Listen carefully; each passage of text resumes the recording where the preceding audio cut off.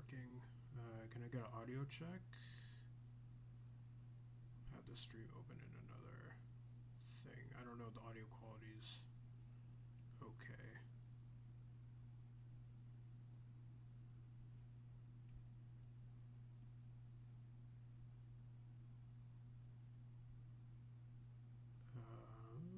Let's see.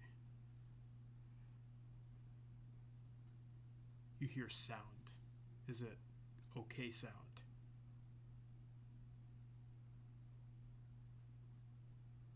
Yeah, let me just pull the stream up in another.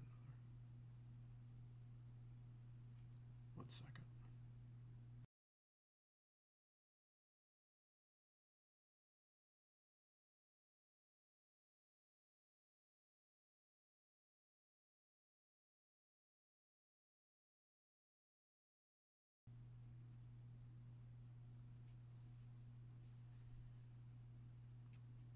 It sounds okay to me, so I'm just gonna maybe keep the stream chat here.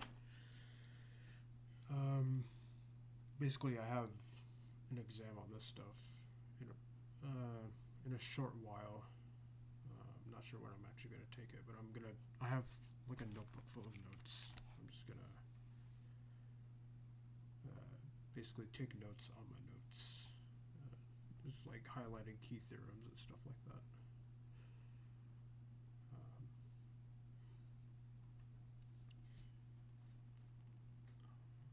I think this notebook has like some topology and algebraic topology as well.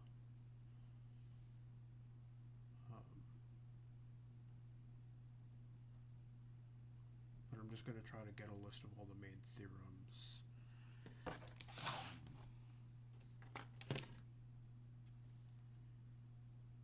Definitions, etc.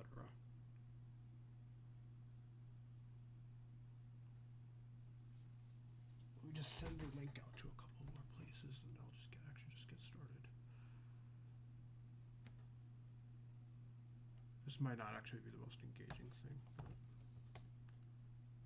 might as well.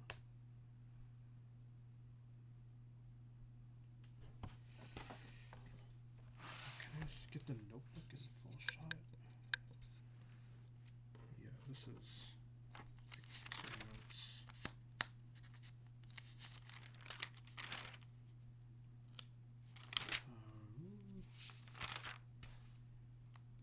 Yeah, I guess just like get started, I guess.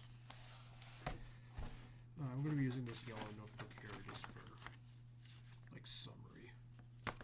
So I'll just keep it focused on that.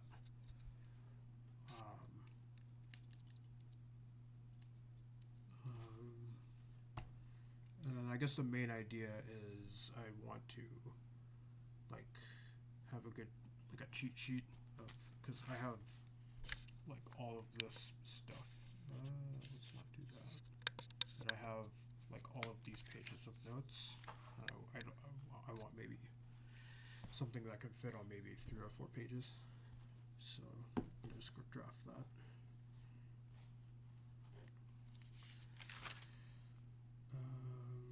Starting to talk about some reasons why we need let's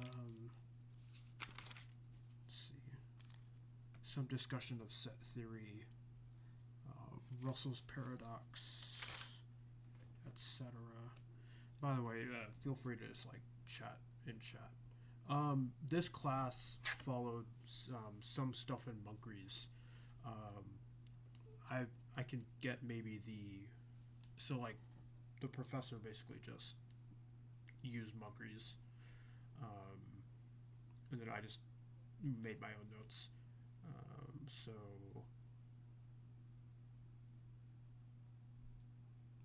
I think the Moncrief's is the main text.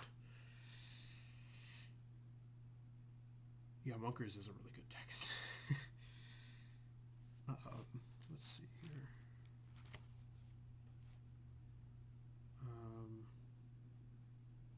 Start with some general discussion of what is this? Some set theory stuff. I took this class so long ago, but I need to review some of this stuff. some discussion of Cantor's lemma, continuum hypothesis, so just like set theory stuff. Axiom of choice. So I'll just start with a definition of more set theory stuff. I'm not going to start the cheat sheet there. So let's see here. Let me zip back in. That's too much. Let me see if anything's readable or not. And if I need anything, I can just go back to the stream because it's recorded, I think. So given a set X, a topology on X, and we use, I have an eraser as well, so a topology, I think tau on X is defined, we're going to say T is a subset, I don't know if you can see that, subset of the power set of X with the following properties. The empty set and X are in this collection, and tau is closed under finite intersections and under arbitrary unions.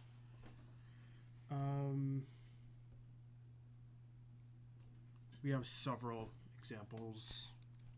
I guess we can do definition up here. My notes, I just always do, like, if you look at my notes here, this is like definition, example, note, example, example, blah, blah, blah. But we could just kind of mirror that here. Again, I'm kind of giving a summary of the notes here. So, but some important examples, I guess we should cover here. Examples are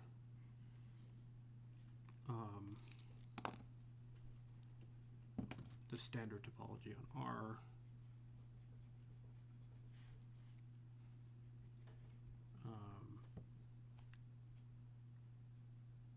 open intervals. What else?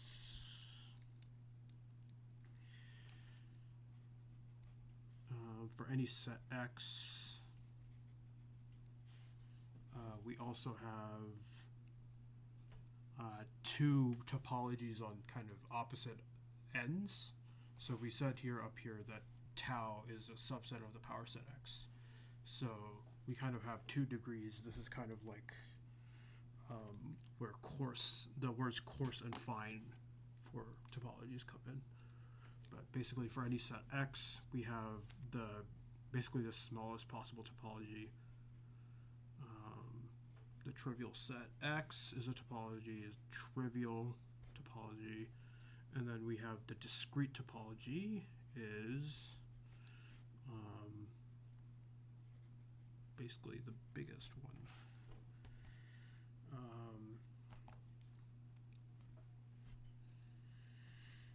And then there's some other examples. I'm not really going to go into them because this is supposed to be a summary, but Moncrief probably has these. Okay. So for topology, given a topology, you can't see that, but let me just not zoom in. But given a topology, tau,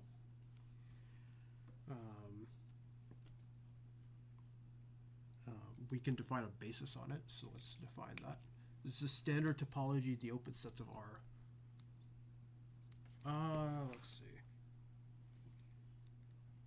Oh, this is actually a basis. This is unions of open intervals. So this is like any open set. Yeah, that's a good catch.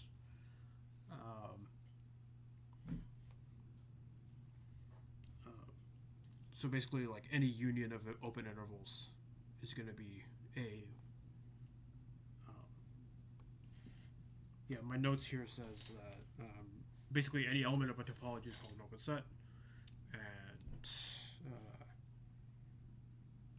so basically, from analysis, any open set in R is going to be a union of open intervals. Yeah, that's a good catch. Let's see. Similarly, R2 is going to be the same kind of setup, but for open disks. But we can kind of rewrite that. I mean, you don't have to use disks. We'll kind of get to that.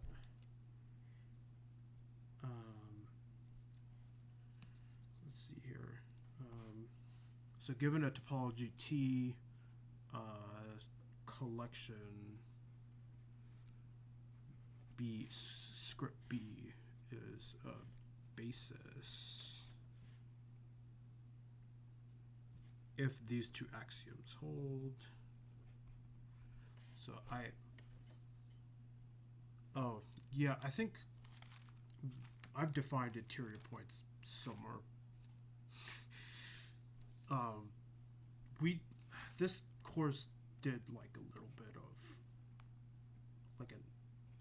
we defined topology first, and then we just kind of went from there, but unsure. Let's see here. So a basis B1 and B2 or satisfies these two axioms. So for all x and x, there exists a, this is where we get this is like the script letters do the collections. The Latin letters, I think these are called Latin, are for sets, and then you have this like typology kind of thing where like lowercase letters correspond to elements, uppercase letters correspond to sets, and then like you have like these script letters correspond to collections of these, and you can kind of just keep going, but that's besides the point. So like basically every element in the set you're defining the topology on, there exists a basis element such that X is in that basis element. And then B2 is a bit more complicated. Let's see if I can parse this.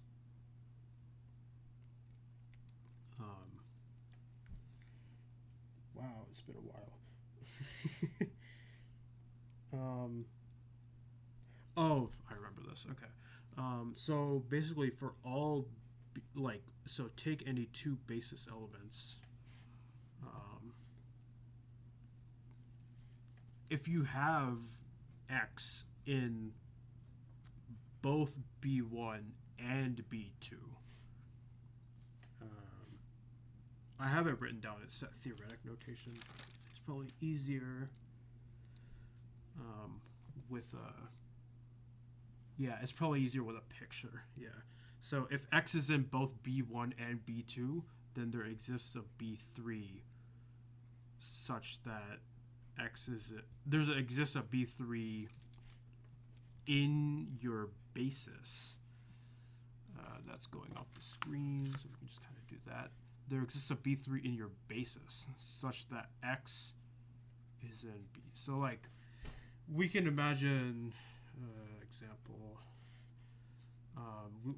We kind of mentioned before that tau in R2 has the basis of open balls. So example, tau equals R2. The set B is just going to be the set of open balls. Let's draw a picture. This is going off the screen. I'm just going to do it upside down because that will give me more room. But you can imagine that if this is B1 here, if this is B2 here, if X, your point X is here. Let me see if I can do this. Zoom out. Maybe.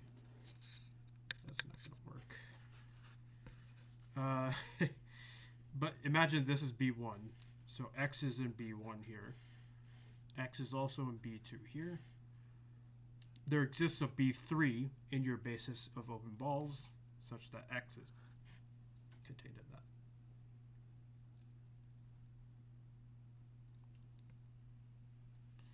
And there are other more fancy examples of bases, but typically for R2 and stuff like that, or for Rn, your examples are going to be open disks, open balls, etc.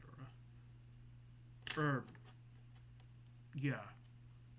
So you have like, I don't have a ball, but like you can imagine like in R2, you could have like a disk, but you could also have a box. B3 is contained in, yes, that would be let me actually just have a picture of my notes and just use that. Why didn't I just do that? So example, tau is R2 here, and your basis is the open disks here. X is X is contained in the open disk here. X is also contained in B2 here. So there exists B3. I don't.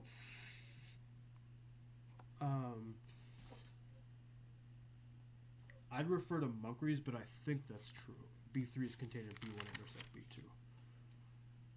Yes. Perhaps.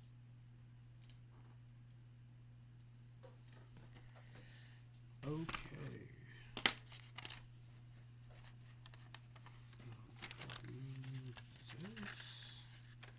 I'll just do this. So, given a basis, you can also generate a topology. I think I have a PDF somewhere, but that could also work. Let me see. I'm kind of going a bit quickly. I'm also going to omit proofs. I'm only going to go over the statements of theorems. For proofs, go to Moncrief's. That will have everything there. This is for prep for an exam, for like a qualifying exam. So,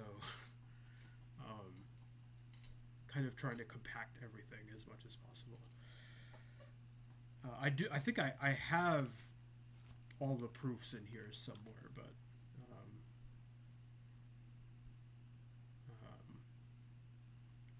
kind of compacting everything is at least my goal.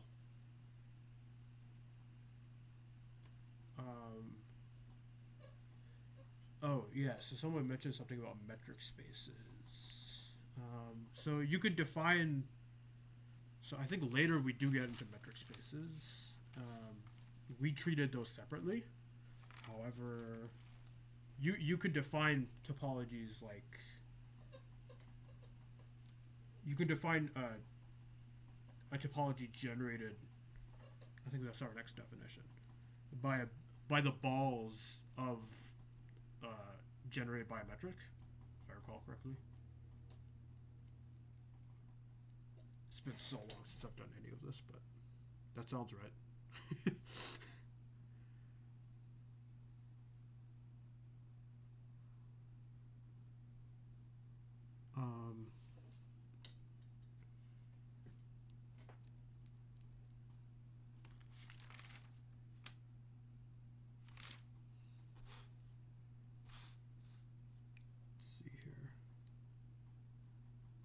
Topology generated by a basis is the next definition. Then I'm probably just gonna write down here. Given you can't see that.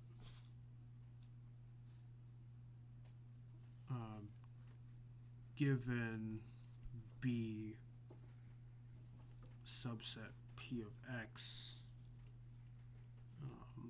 the topology generated, I apologize for my handwriting, generated by the basis B is the set U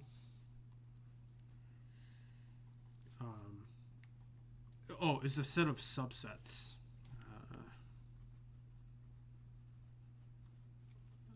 such that if X is in U, that implies there exists a basis element. You can't see that. Excuse me. Such that X is in B is in U. Oh my gosh, okay, this is kind of coming back. So like, if you draw a picture here, X is a blob here. I don't like that. Yeah. That didn't even do anything. So, X is your big circle, big set here. If you have X here, you have U here, right? Then this definition is saying if X U is a subset in this topology, that implies that if X is in the set U, then there exists a basis element that is contained in U. Does that make any sense?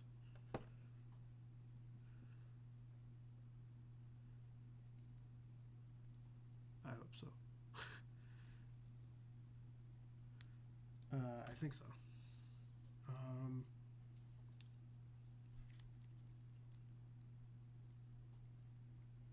I think my course denoted this T sub B. So I'll say like call this tau B. How are we sure this is a topology?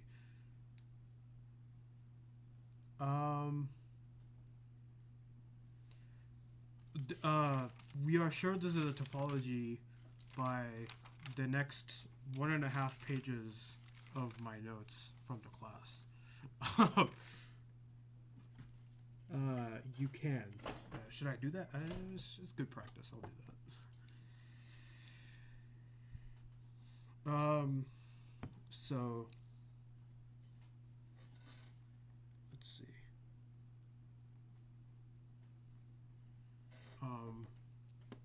Yeah, that's actually, let me do that. I was gonna go faster, but I think that might be a good exercise. Verify the 3 axioms of a topology. So, I don't know if people in the chat want to get on this, but how do we know, okay, is the empty, okay, so like, let's say we have an arbitrary subset B, or an arbitrary collection B, which is a basis, and then we construct this guy with this random definition here, based on these 3 definitions. Is this actually a topology? I think the proof is in my notes, but I'll try to do it without it because I am preparing for an exam after all. So let's see.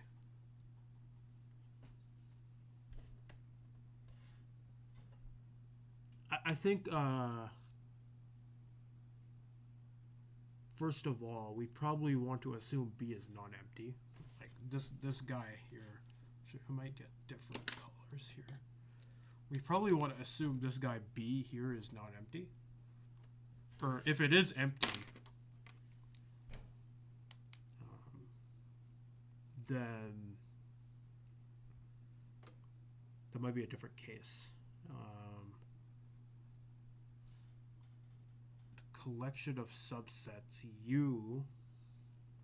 So if B is empty, then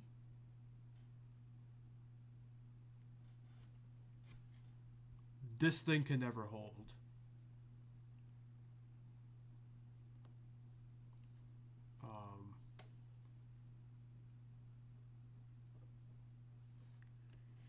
There's probably some like.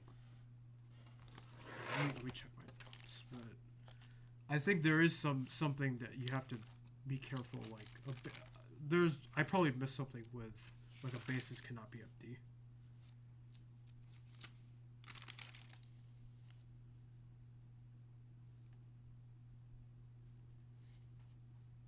Yeah. Okay. Yeah. Is that assumed in the definition? It follows from the definition of a basis. Yeah. For all x and for all x and x, there exists a basis B. There exists a basis element such that x is in B. Yeah. So there you go. There exists a basis element. So yeah, there you go. So you know it's not empty. So you don't have to consider that case.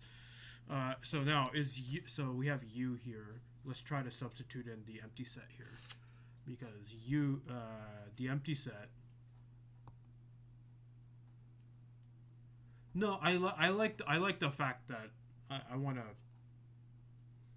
actually review the material, right? It's a good.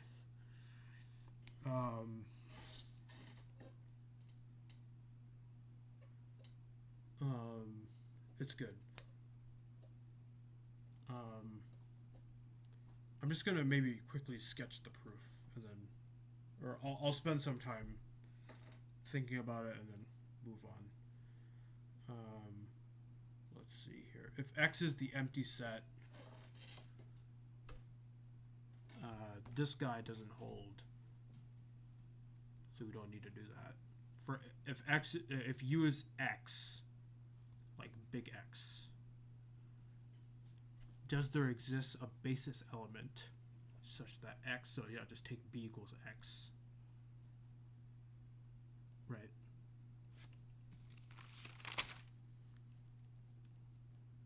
I don't think you could do that, but yeah, wait, you can't do that. You can't take the basis element to be X.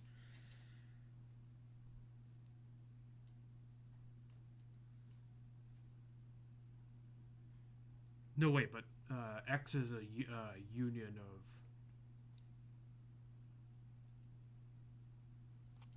Rather than the empty set, the simplest basis on a space X, is just X, which generates the trivial topology. X itself is also pretty simple, generating the discrete topology.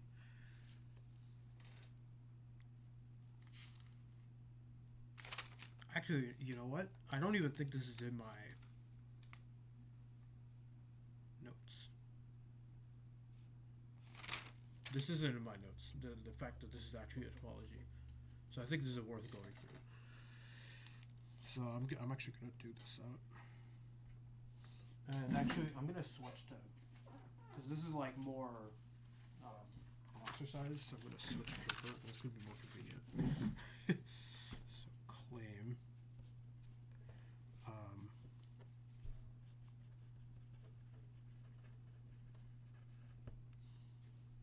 Is a topology.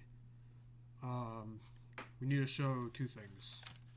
First, a couple things. We need to show some Moncrief 79. That's I'll do Moncrief 79. I'll try to reason through it, but I don't want to peek just yet. Let's break this down, because this is probably good. This is like a question that they could ask. So is this in the topology?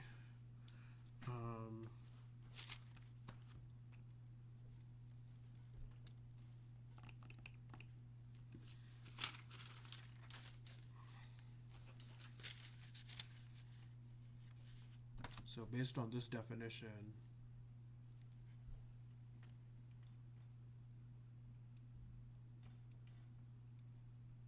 if you want some help, yeah, no, because this is like X is in the empty set. That's false. So false implies whatever. Yeah, it's just like it's vacuous. Yeah, that's what I was thinking. Okay, you can't see that. Let me zoom out a little bit too, because it's a bigger sheet of paper. Vacuous. Is this in the topology?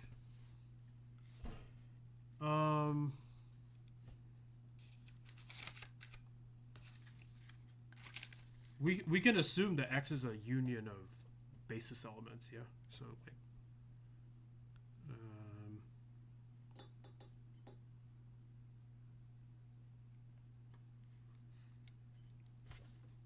I guess for like the vacuous part, I need to kind of make that click a little bit more. Like X is in the empty set, that's just false. The false implies anything.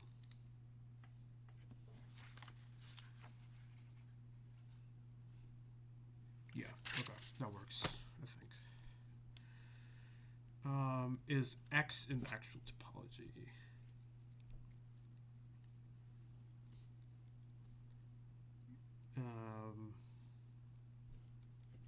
Does there exist a basis element?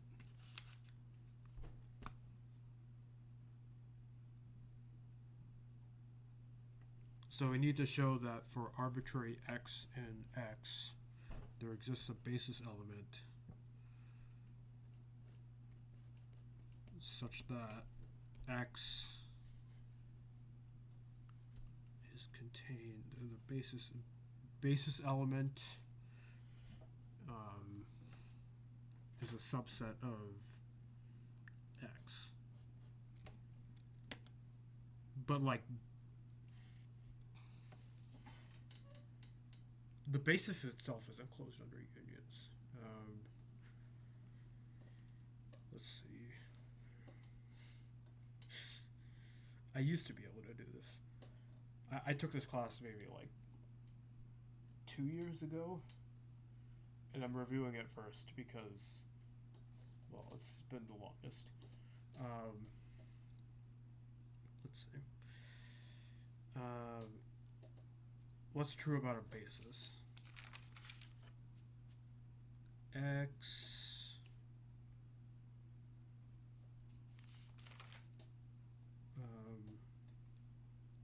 well, X is a union of basis elements.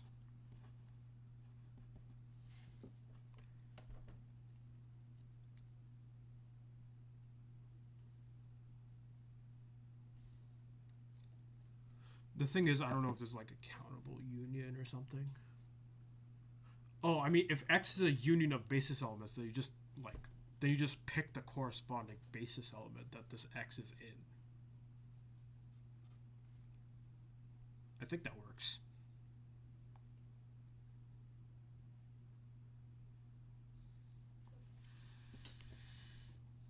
No, like if you assume X equals the union of basis elements, which I mean, if we're like, we haven't shown this.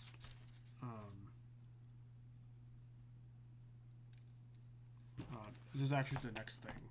Let B be a basis for a topology in the set X, then the topology, this is the thing that we defined, is the set of unions of elements of B. So, like,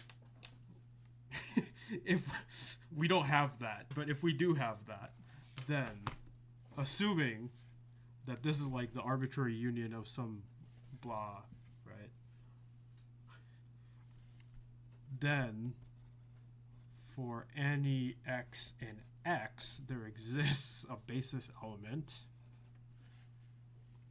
such that X is in B. So that just follows. It's in the for each X. Did I just use something I didn't need to? Hang on. Oh, it's literally just B1. Let me zoom out. I can't zoom in, but it's I might have written it down here, but it's B1. It's B1 here.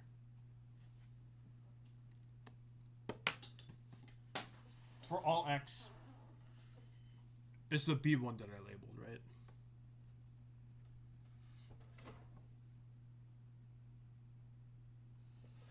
So it's even, in fact, it's even simpler. I think it's even simpler. So for all x and x, B, you can't see that. By B1, there exists a B in B, such that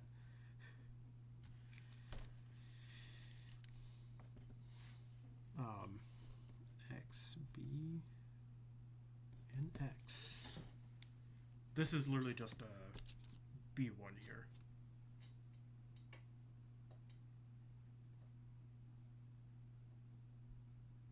Take union of, I mean, you could, but I think that's overcomplicating it. I think M Guy Pirate literally just said it. It's literally just B1 here. It's just the definition.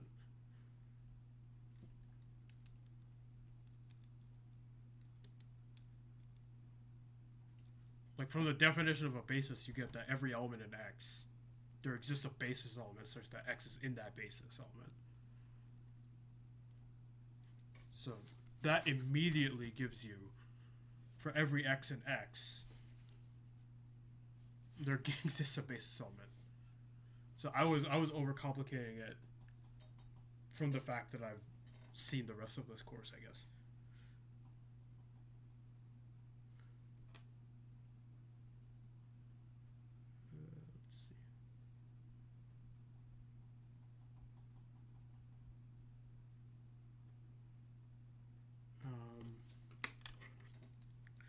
I think the harder part's going to be finite unions and closed intersections. Or no, finite intersections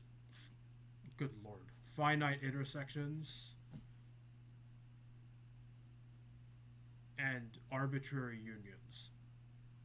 It's reversed for closed sets. Sorry.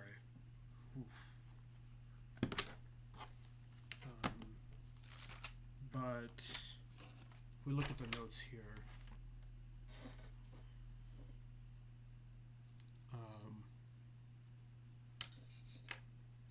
there's no way to like kind of. I could take this out maybe, but wait, no. Finite. Did I say finite? Did I say arbitrary intersections? I meant finite intersections, arbitrary unions. That's for open sets. For closed sets, it's arbitrary intersections, finite unions, because you're taking the complement. I think I definitely misspoke, but I think we'll get to that. Maybe something like that. Closed under finite union. Yeah, for these, like, proving something is a topology, generally the unions and intersections stuff is harder.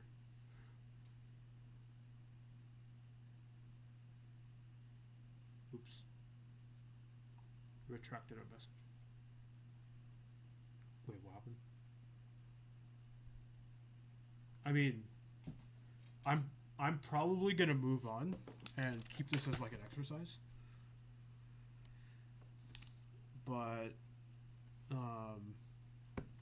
yeah, this is a good exercise, I think, because it's not in my notes. For closure under finite intersection. So if you take complements, the same thing occurs. Like, open and close are basically the same thing under complements. Let's see.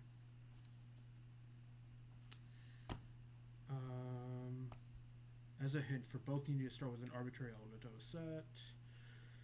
You hope to pass through the basis elements.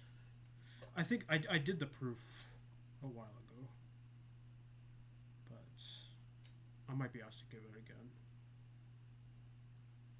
Let's see. For now, I think that's good.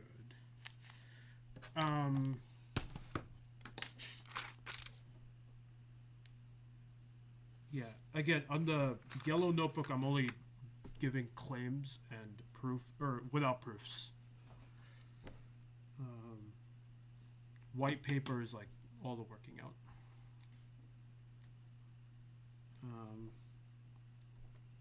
For a, let's see.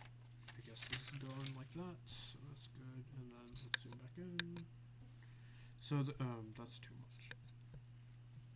So the claim is for a basis B of a topology on a set X, then this topology is the set of unions of elements of B. Just for reference, yeah. So this is Moncrief 79. I need a copy of Moncrief's. I think I can get one, but let's see where my notes go.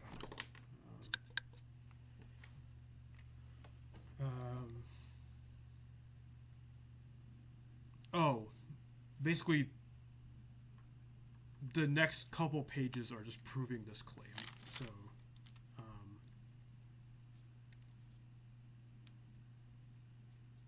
we skip that for now. Let's see. Let B be a, that's too much.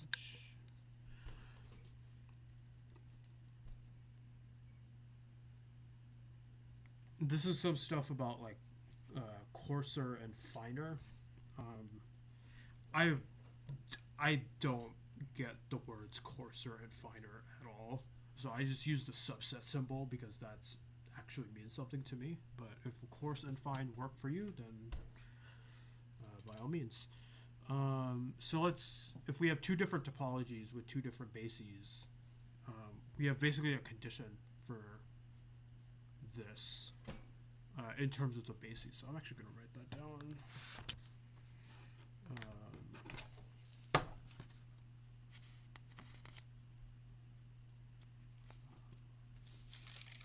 Actually, I'm just going to use the backs of these because I don't want to go through the notebook twice as fast if I don't need to.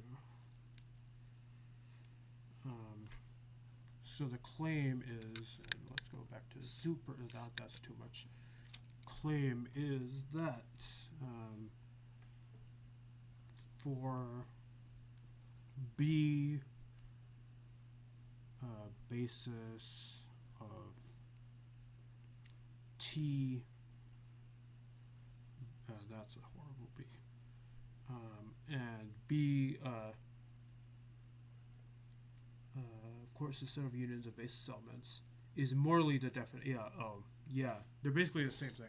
My professor called it like a local versus global definition, which also kind of, yeah, makes it more clear, but, or like it highlights the difference of when you would use one versus the other. But anyway, then we have T is a subset of T. So in this case, we say T.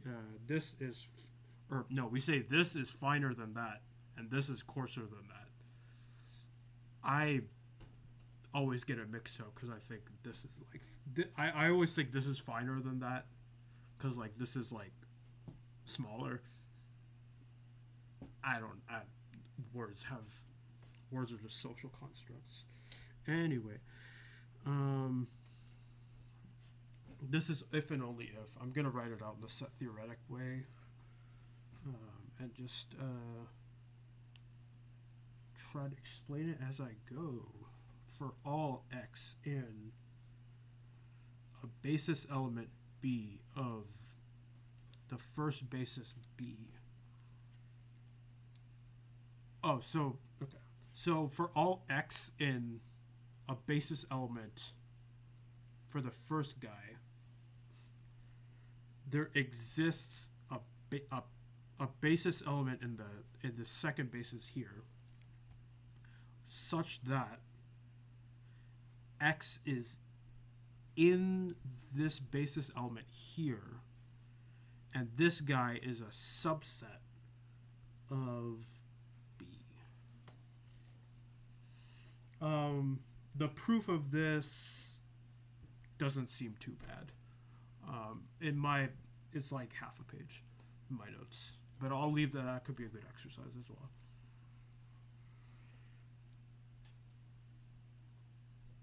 If you want. But basically, this is conditions of this is a condition on when a topology is finer or coarser if you have bases.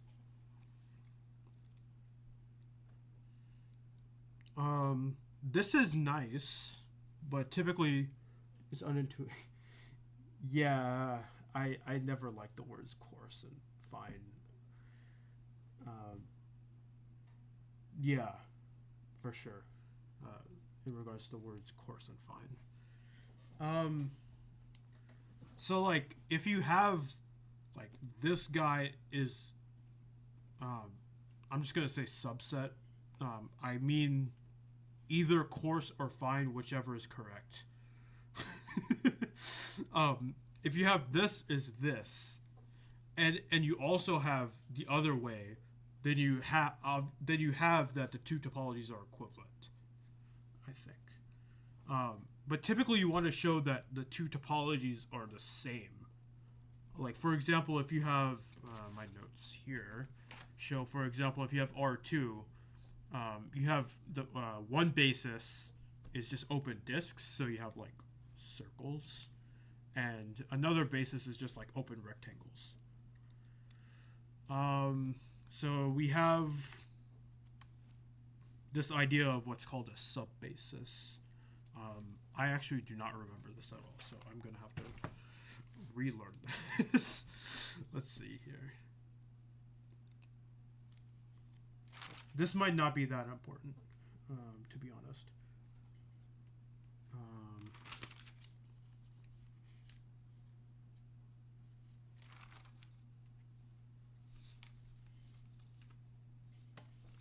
Oh, then we go into product topologies and all that fun stuff.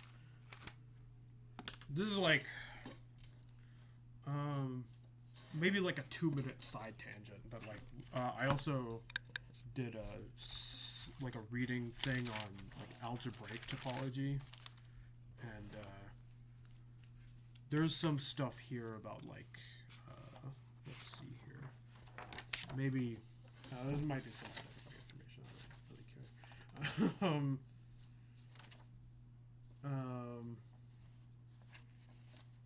But this idea of let me just do this. You have fundamental groups and stuff. Freaking commutative diagrams and all that fun stuff.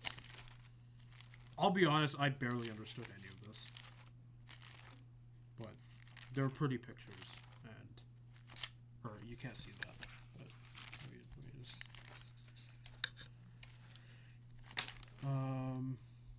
yeah, freaking commutative diagrams are just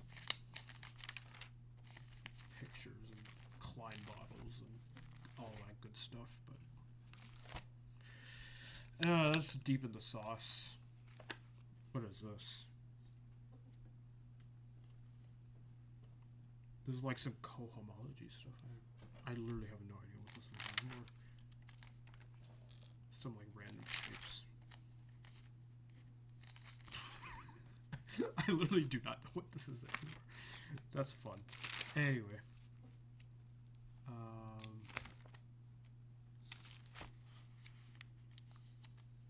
Let's see.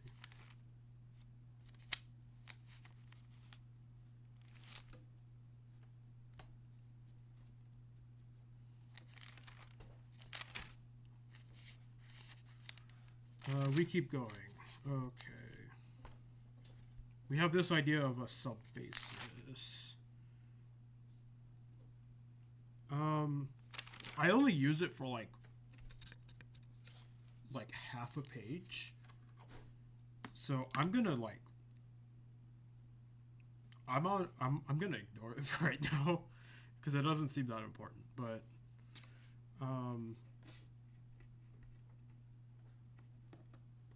the topology generated by, so you have like a exhaustive collection of subsets of X. The topology generated by C. Oh, so instead of taking finite unions, you take finite intersections.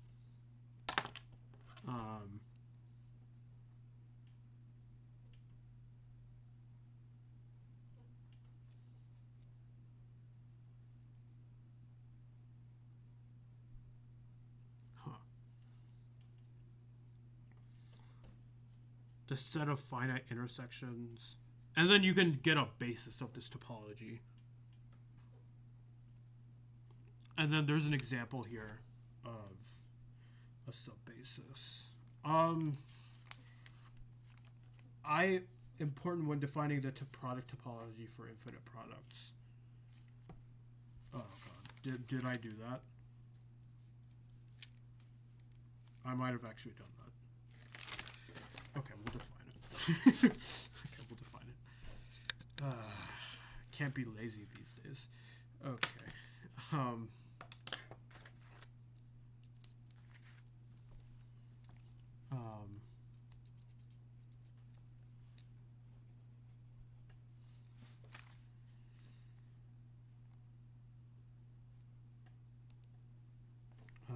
Given a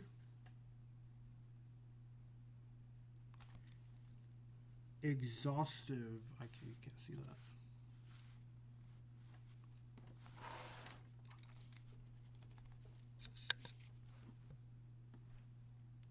That's too much. I'm still trying to figure out how to use this camera thing. Given a exhaustive collection of subsets of X, i.e. the union of C equals X,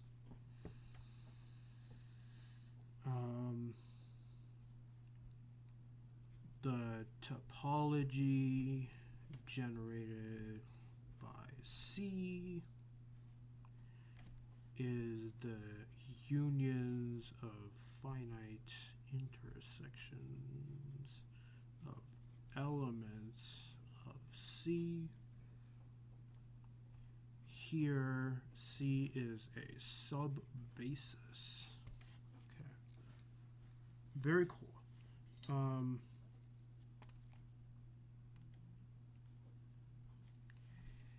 Claim in this case, actually, I'll just briefly mention that and then swiftly move on. Oh, there's also this idea of order topologies. This was actually kind of fun. I remember spending like a couple hours on a question related to this.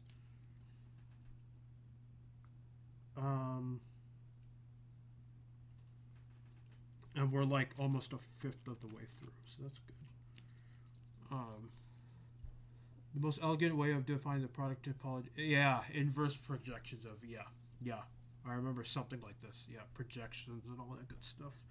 That sounds familiar.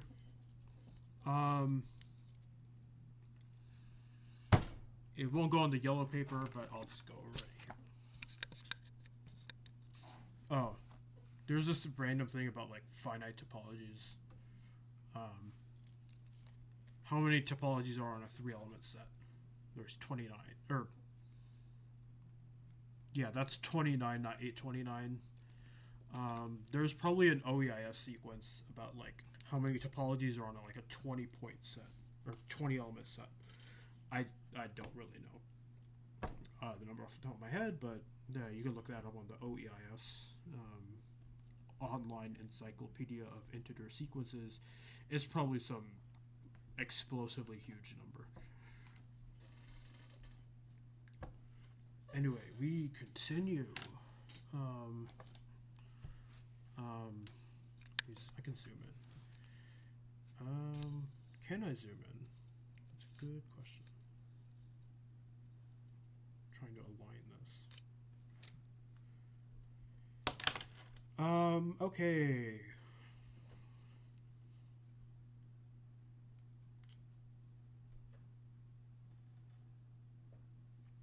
So we have a total order here. Is a relation, i.e., so here, that's actually important. Let me just everything's everywhere. Give me a second. So a total order on X is a relation here. Just make a note. How do I make a note? Here, a relation R is just a subset of X cross X, and here is just you can't see that, AB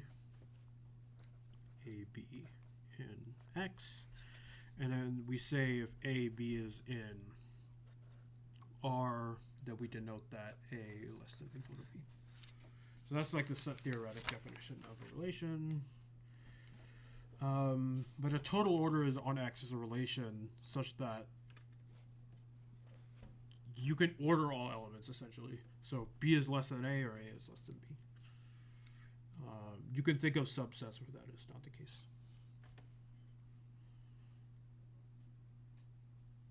Let's see here. So given a total order, can I zoom out? Let me see. Let me actually try this. I don't want to take it out because like a lot of this paper is like old, but I don't want to like move it around too much. But that should work. Yeah, this is the entire definition. So given a total order on X, the order topology is defined by a basis, which is basically intervals here. With AB in X, AB plus or minus infinity allowed. Here, infinity is just like a maximum constant. Typically, we're working over R, so this usually makes sense. For one dimension, this typically makes sense. Let me actually just write that down. All of this, that's fine. Apologies, this is not working.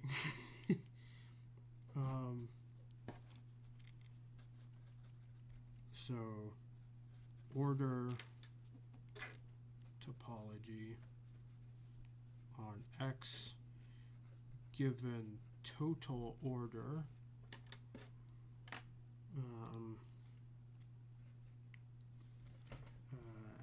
has basis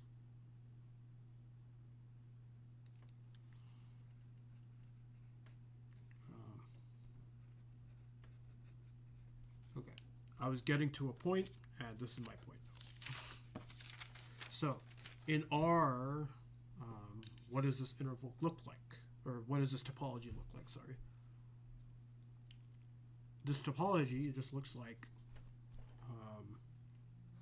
so over R, this just looks like A, B, A less than B, right? Which is, I mean, like, okay, that's cool. That's just a normal topology. We can define a total order on R2 as well. It's called the dictionary/lexicographic order. Basically, you have two numbers A, B, so like A, B less than or equal to C, D. So you basically do it component by component. So this is the case if and only if A is less than C, or what am I doing here? Or the first two components are equal and B is less than or equal to D. Yeah. So what does that actually look like in terms of the topology? Or like what do the basis elements look like? I don't know if anyone's still here, but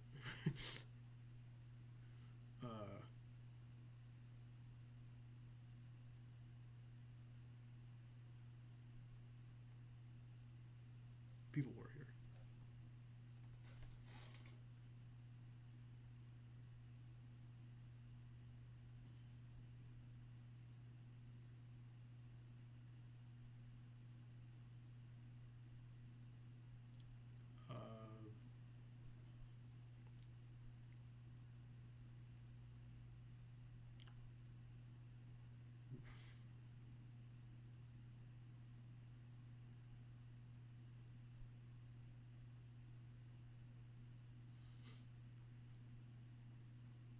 Let's see here.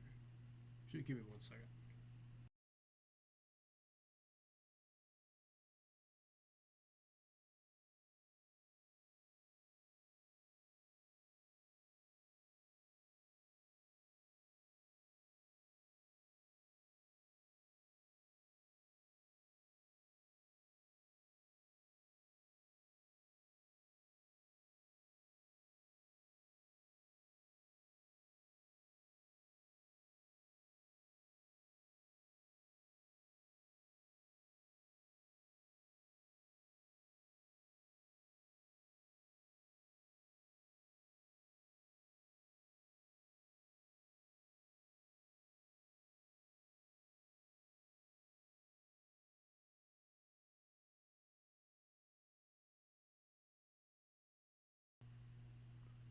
Okay, I am back.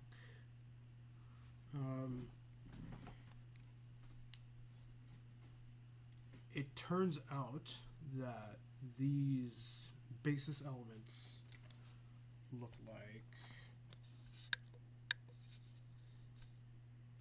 what is this? They're like they're weird. They're like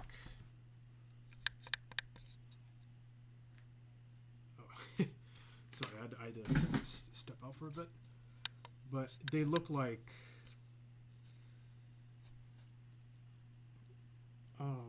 if we have the x-axis here,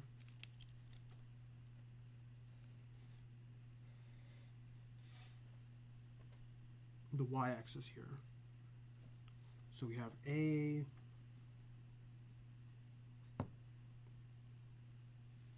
so actually like the basis elements here are going to look like, what are they going to look like?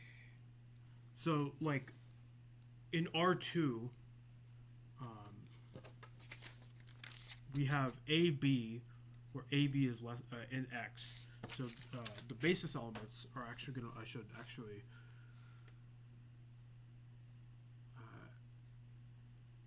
AB, comma CD, where AB, where this condition holds. It turns out, skipping a few details, we have this kind of a plot.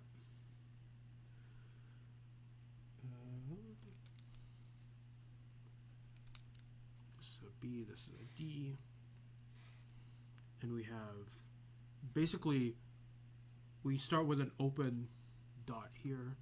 This goes up all the way, and you just have like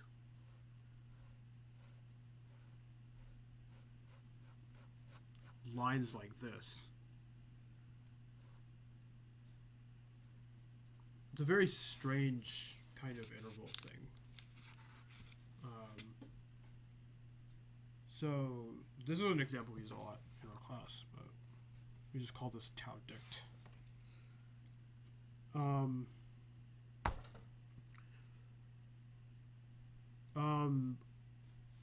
The question is like, is tau dict and tau standard like clearly like there's like some of the open intervals of the standard topology are in this guy, because the standard topology on R2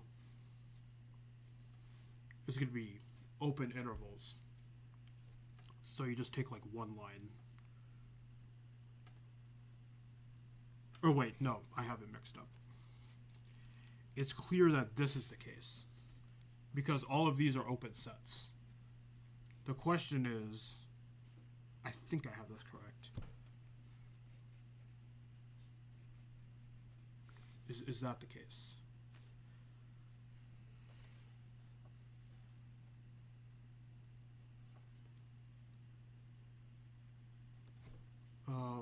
I'm pretty sure that those are equivalent topology. I think we showed that at one point.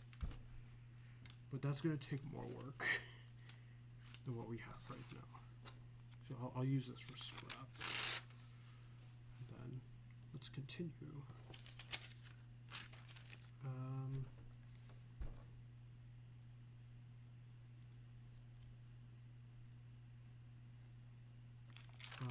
Yeah, now we have some definitions. We can define, I mean, we're defining topologies on R2. So it might make sense to define like a product topology. So here's how we're going to define it. Given topology Tx on X, Ty on Y. I think we're going to refine this definition later, but the first definition we're going to give is the product topology on X times Y has a basis of just all the open sets. Basis of open sets.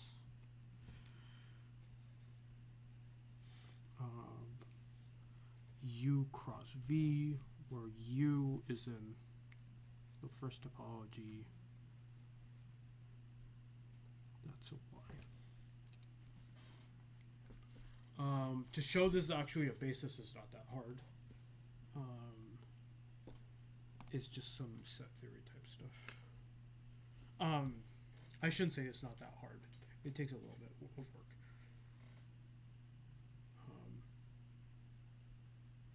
But I get it's a direct calculation, I should say. Let me put it that way.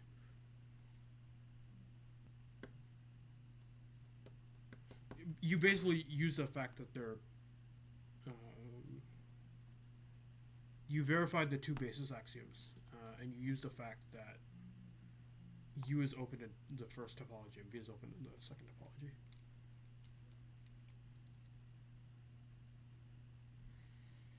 Okay, let's see. Some things you might expect actually do hold. For example,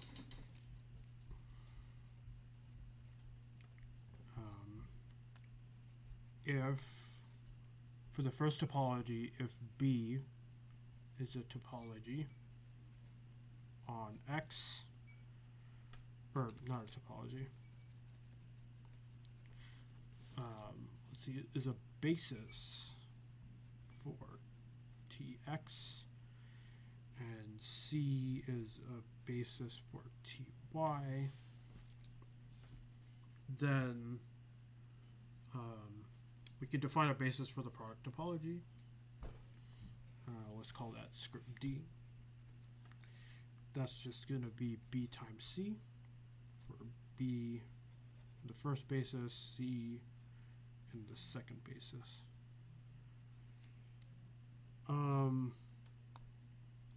By the way, we're going to call this guy T sub X times Y. So this is a basis for tau X times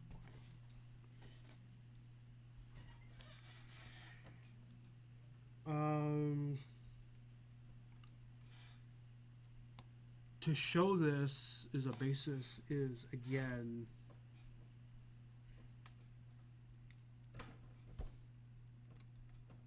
okay, so apparently I'm citing a lemma 13.2. in Moncrief,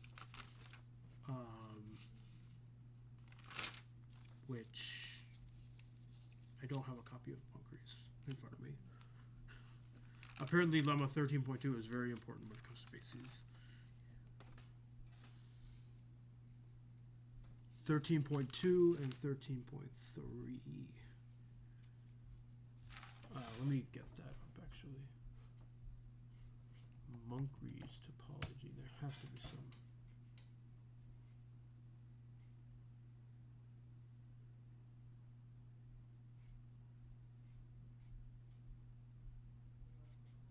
It's on the Internet Archive. Okay. This is the second edition. 13.3. 1 second.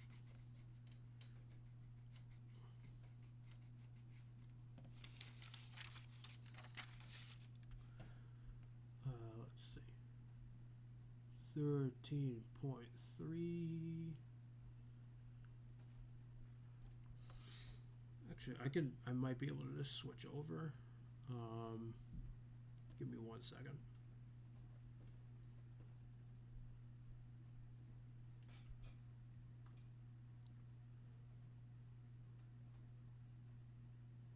$13.3.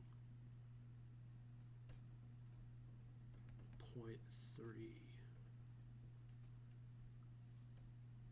gosh, what page number is it?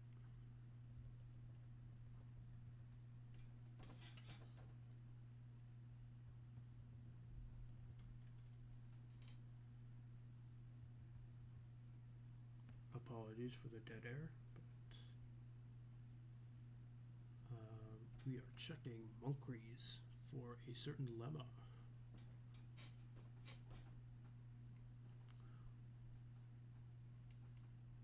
Oh, 13.3 is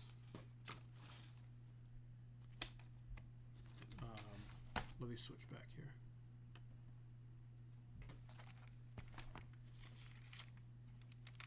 .3 is going to be this guy.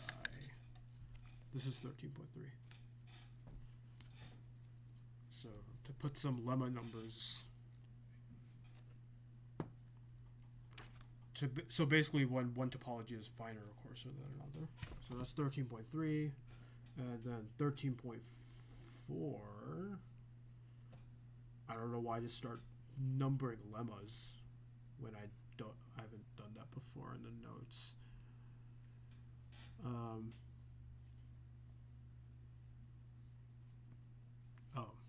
13.4 is, I don't think that's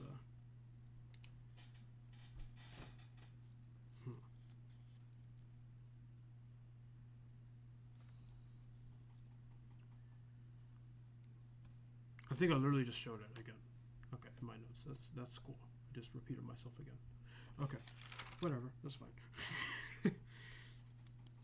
Oh wait, no, 13.2. I said. Ooh, that's different. Let's. 13.2 is gonna be.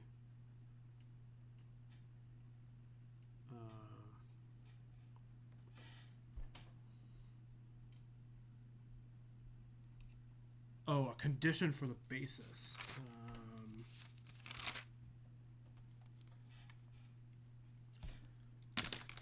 Topological space. Use a collection of open sets, such as for each open set.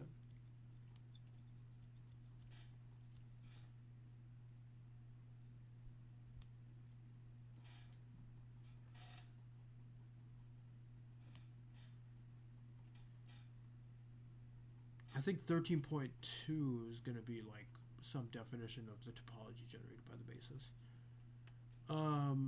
Regardless, different textbooks will number these differently. We're just here for the topology. Here we're going to get into like projection and stuff, so let's get into that. That guy is a basis. To prove that is going to take some work, but I will leave that to the interested viewer. So like for example, we can take R2.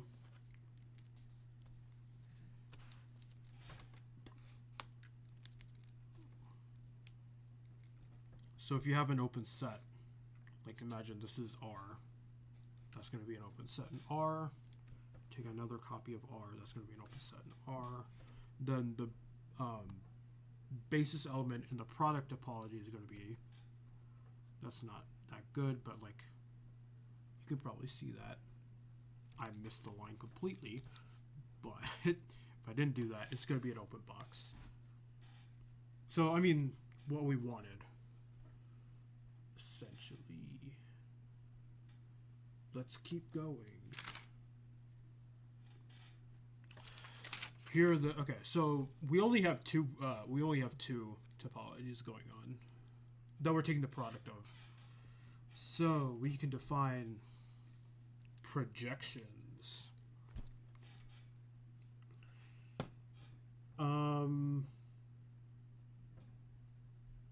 This generalizes to the, like if you take a product of n topologies, but we're only going to do,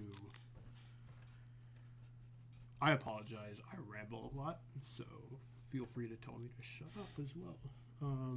But let's define the projection functions. This is more from set theory, but given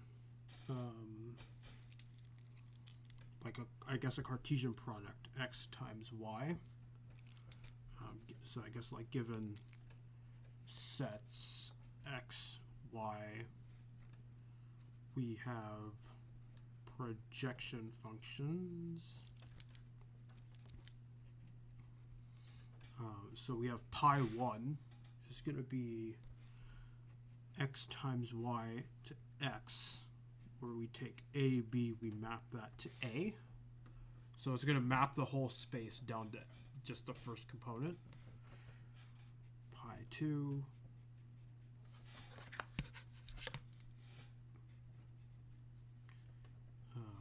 Who can tell me? Okay, I already wrote it down. Who can tell me what goes after the arrow?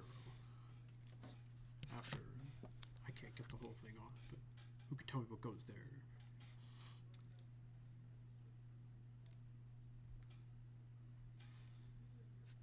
That's right, it's C.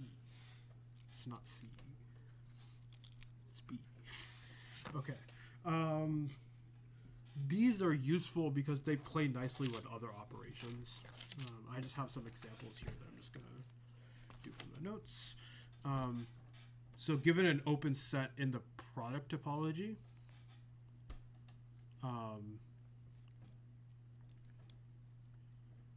like given an open set U in the first product topology, you can pull it back. You can take the inverse image of the projection of the first projection. So it's going to take the product of U with the entire set Y. Generally, projections play well with unions, intersections, and other set theoretic stuff. So that's why we define them. Also, we said I didn't want to define the subbasis earlier, but it's a good thing that we did. But because we have that that's supposed to be a script S, but maybe I should draw a picture. I'll draw a picture.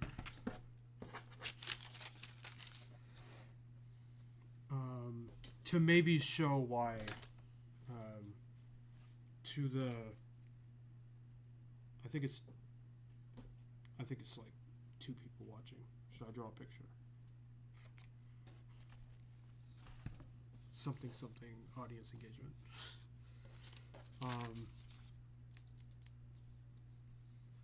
I could draw a picture. It's like if this was U, if this was X, this is U, this is V, the whole line was Y.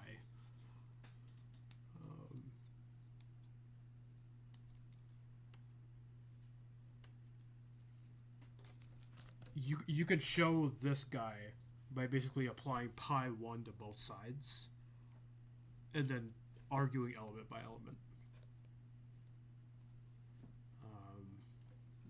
And similar for the rest of them. This is more set theory than topology. I will move on. I think the important bit here is that this guy here is a sub-basis of the product topology. So let's parse that. Pi inverse, so the inverse projection function of the first guy, U, the second projection, inverse projection,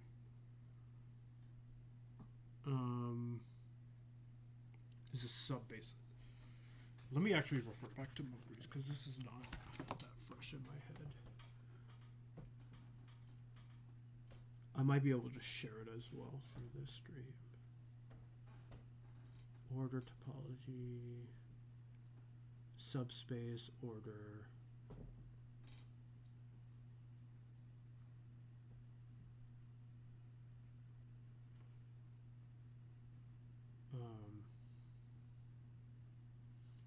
Oh yeah, we skipped closed sets and limit points.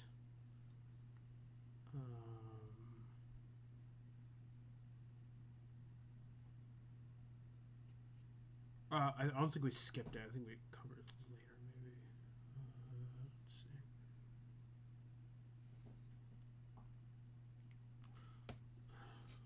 Why am I scrolling through it when we should have tab, actually?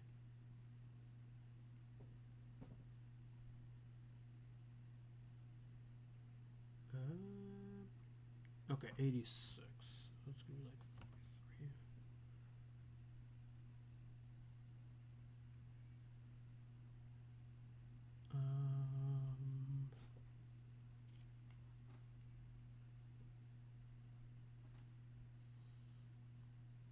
Moncrief has a lot of pictures, which is nice.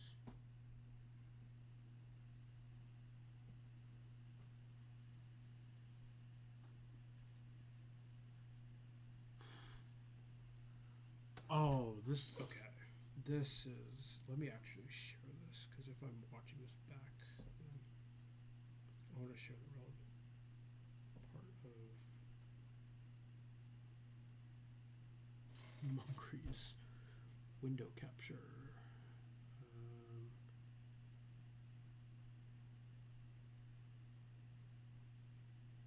Okay, you can see that, hopefully.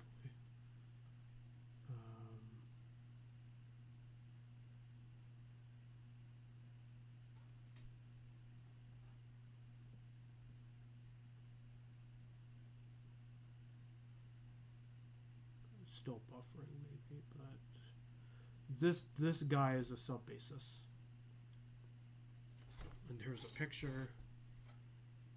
Pi inverse U, pi, and you take the union of this, so it's like a rectangle type thing. That's a sub-basis because unions of intersections of that.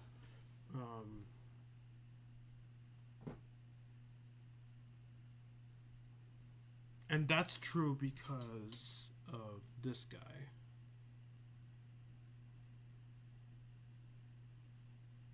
Okay.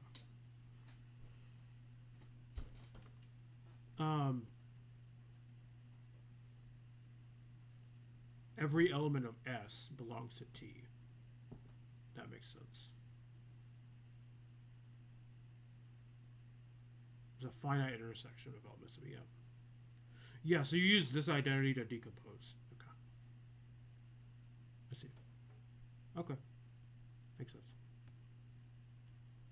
At least from a first pass. But, at least in my head. Which, okay.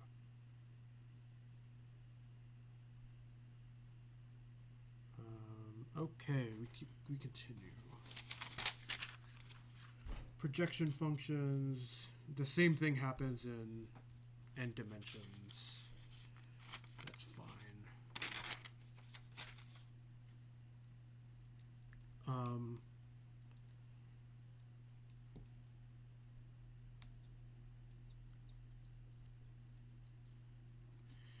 We also have this idea of a subspace topology. So for a set X topology Tx, it would help if that's on screen.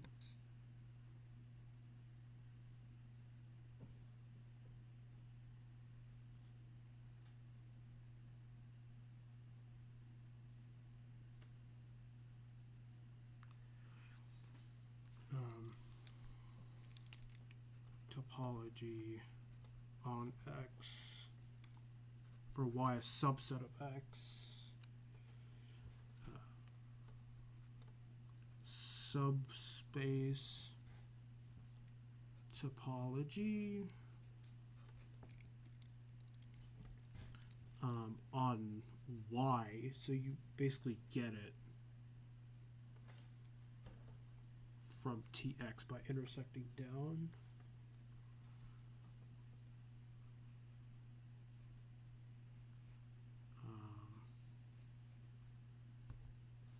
With Y.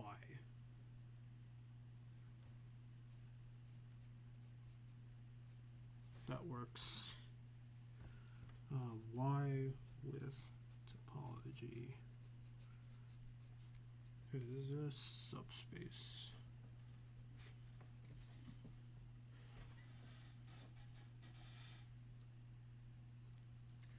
And then we have some additional claims of like what exactly is a basis of this guy.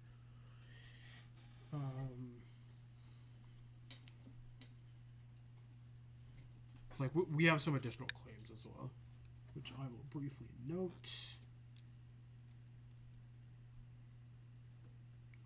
Like so, basically, for any topology, and and a set and a subset, you can get another topology by intersecting down. I don't know if that makes any sense, but it makes sense to me. That's cool.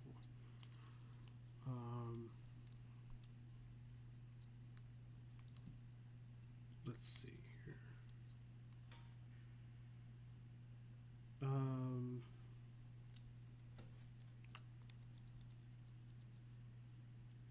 We have some additional claims as well. If B is a basis for that and Y is a subset of X, then you can construct a basis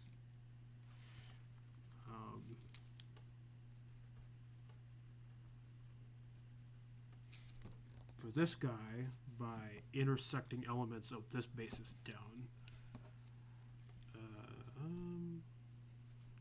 I think that should work. I'm going to write it down and I'm going to look. So B intersect Y for B in B. I mean, intuitively it makes sense, but you would have to prove that. But I believe it. We also have a less obvious claim. If U is open in Y, this requires some more work because there's some definitions that I did not keep track here. Give me a second. This is theorem 16.2 in Moncrief's.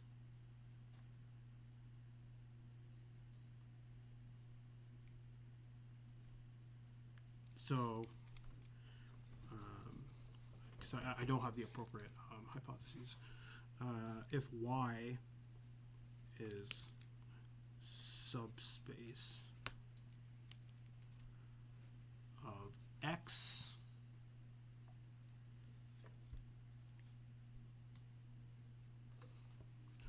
then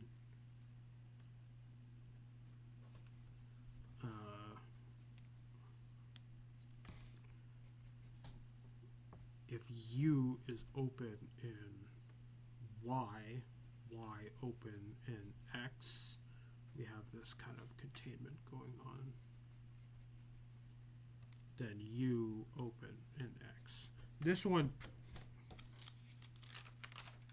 I mean, it sounds obvious, but like a lot of things in math kind of like they sound obvious and then they're not actually true. So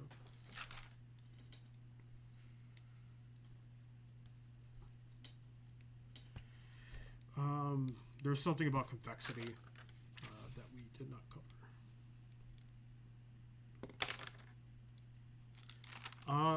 Let's see here.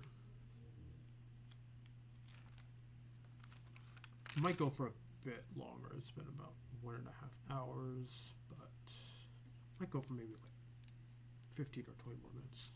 Let's see.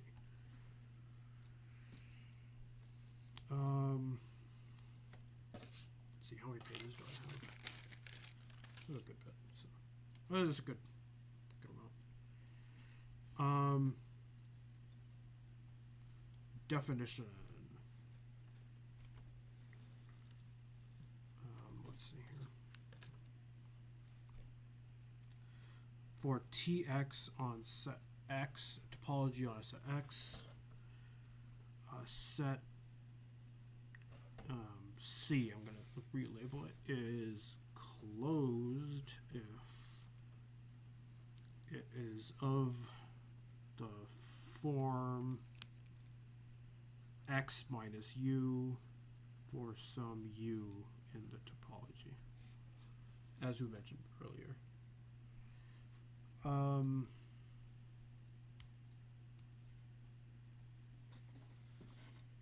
So we have theorem 17.2 in Moncrief's. I should be writing down these theorem numbers, but I might go back and do that. For a subspace Y of X with A a subset of Y, a subset of X, if A is closed in Y, this is equivalent to A is of the form C intersect Y, C closed in Y.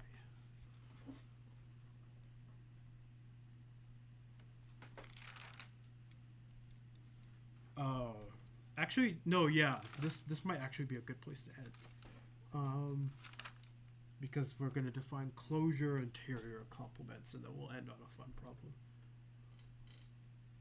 And if MathWing is still here, or MathWing, Math with Ming, Professor Ming, is here. I mean, it's a fun problem. It's a really fun problem that actually is really nice. I think it might be good to end on that. We're going to define some stuff first.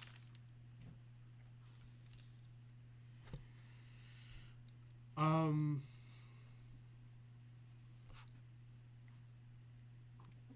mean, in the case of like a general topology, you might we might have some of this stuff in real analysis, but we want to define this stuff in general, like point set topology. So for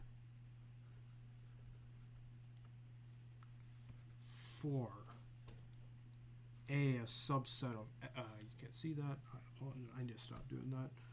Topology on the set X, we're defining the closure of A. I'm going to write that as closure of A to be the intersection of all sets. The intersection of all closed sets C, such that A is contained in C. Let me just write that out.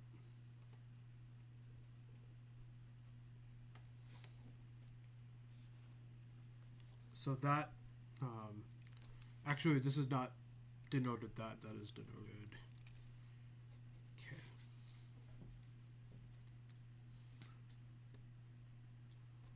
Similarly, we're going to define the interior of A to be the union of all. Let me rewrite that. The union of all open sets U contain. I don't know, like containing or contained. U is contained in so the union of all open sets U such that U is contained in A.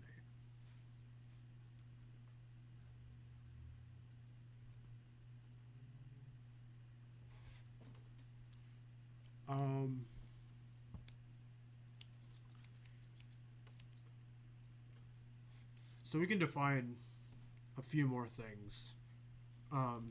So like morally speaking, this guy is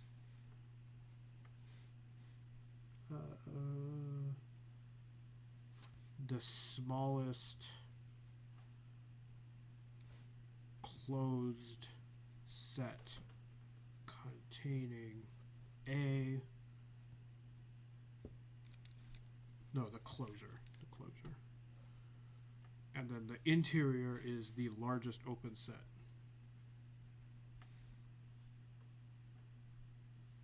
Okay, I don't know if that is true, but this guy, the interior is the largest open set containing A. Because you're taking the union of all open sets. I think the other one is true because you're intersecting down. That is honestly it's probably it's probably true. Now the question. We can define the boundary of A to be, what is this?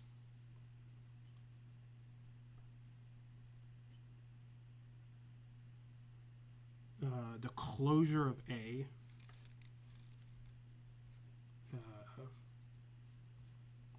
intersect the complement of, or the closure of the complement of A.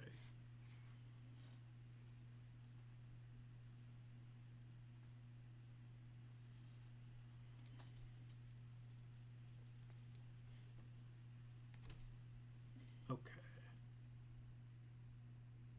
So we have some operators here. We have like boundary. We have interior. We have complement, which I'll denote C of A. That C is way off. Give me a second. So we have this operator C. We have this K of A, which I'll denote as the closure of A. And now there's this famous problem, I think it's called Kuratowski's problem, which basically says, so given like a set A, like let's say you apply like K A, okay, and then you get a new set. And then you get like C of A, and that's also a new set. Then you could do like K of C of A, that's also a new set. And then you could do like C of K of A or whatever. That could be like theoretically a new set. And you just keep going. You keep generating, like using these operators C and K. Like the question then becomes how many different sets can you get?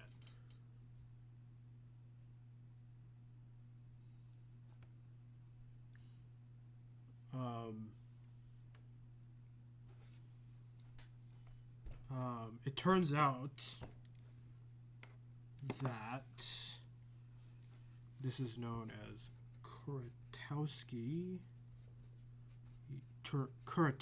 problem, Kuratowski's problem. And it turns out that the maximum number you can get is 14.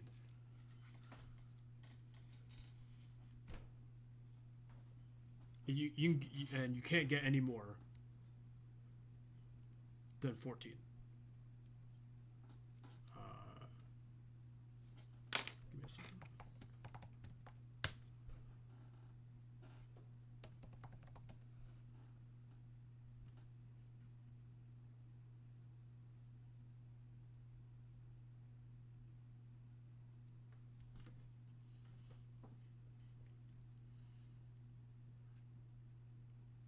This is actually like a really nice. I was like, what? Why is this the case?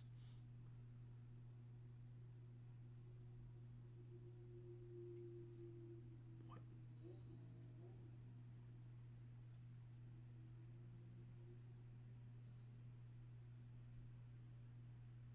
Give me a second.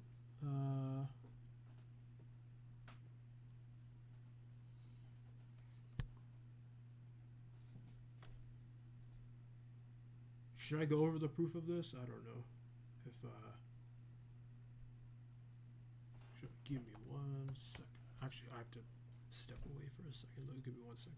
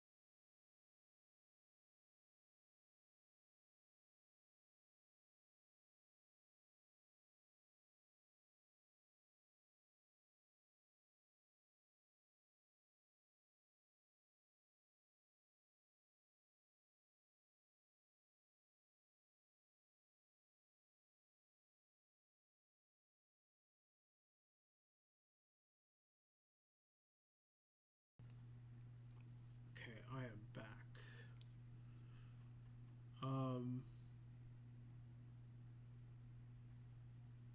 Sorry about that. Yeah, it turns out you can only get 14. You can only get 14.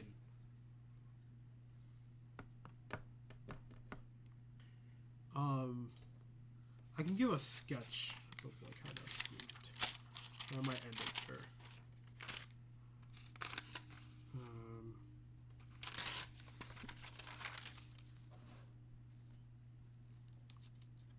So I'm going off the Wikipedia here.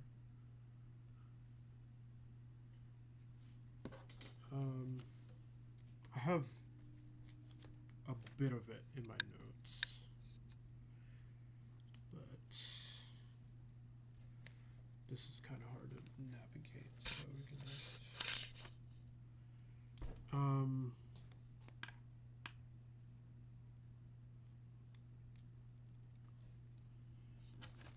yeah, let me just do it this way. So yeah, the thing with this problem, right? So we've defined these operators.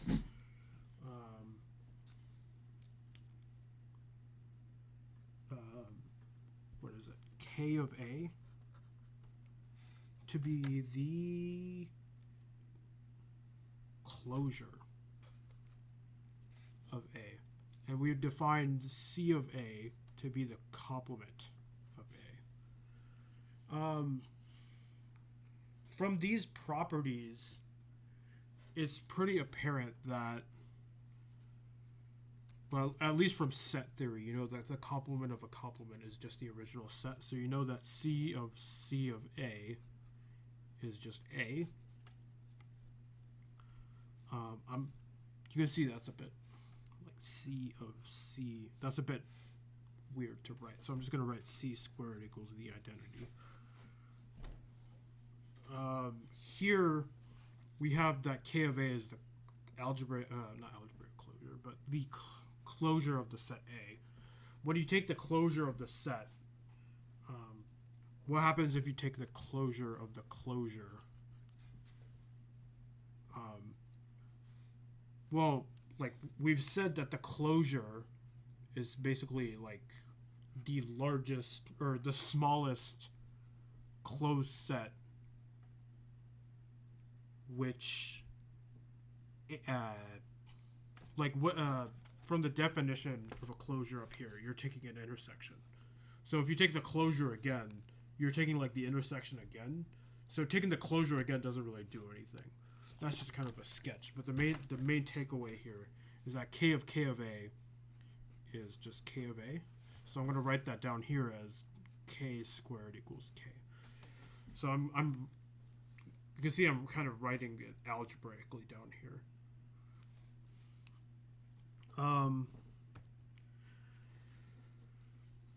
Now what we have is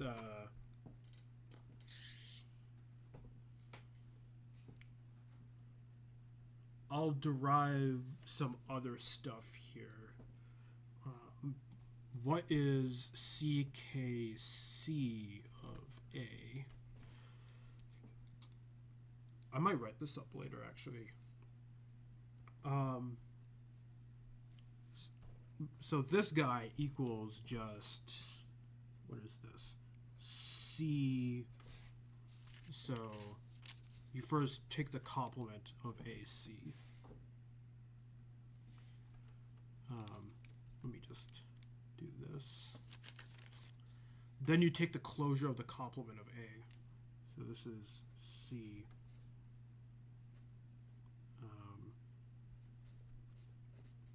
From the definition of a closure,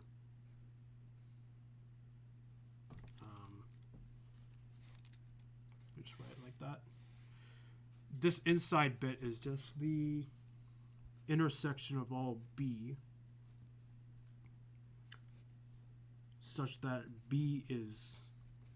the complement of A is contained in B, and B is closed.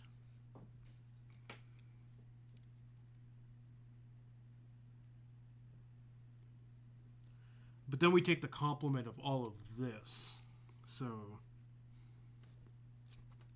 this guy becomes a complement. Now we just basically apply De Morgan's laws. So this complement, this is a complement here. So this becomes a union of the complement of this guy. So let's write that down. BC such that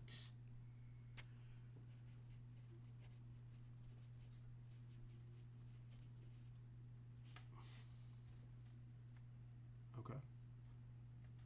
I'm gonna rewrite this guy as U because B is closed. We're taking the complement of a closed set, so that's open set. We usually label those as U.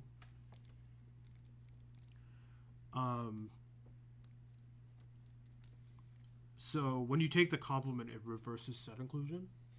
So this becomes the union over all U such that U is a subset of A and U is open. But this guy, if you remember, is just the interior of A. So we've shown that this guy, CKC, is just equivalent to int.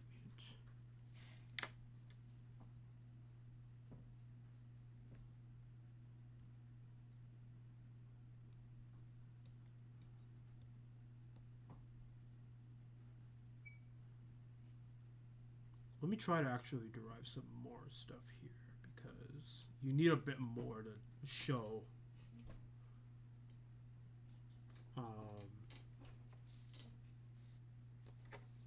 So we label this I of A. You need a bit more than this. So I'm reading off the Wikipedia right now. You need, for any set S, we had K squared is K, that's 1. C squared is the identity, that's fine. And then 3 is a bit more complicated. That's gonna be, let's write this. So they have KC, KC, KC, KC, or set S equals KC, KC, S. how do we show that?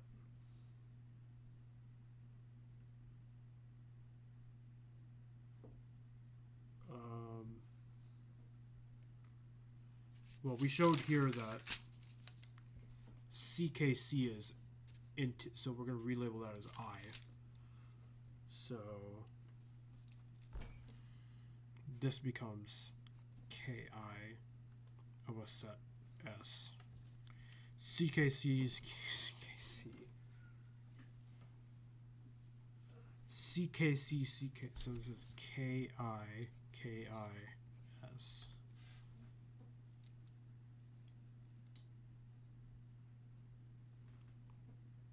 So this is saying that taking the interior, then the closure, is like, if we define like F equals KI, this is saying F squared equals F.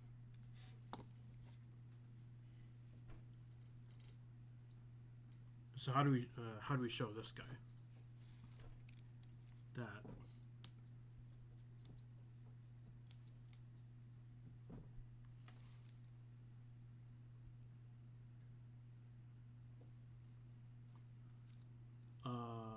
you show that guy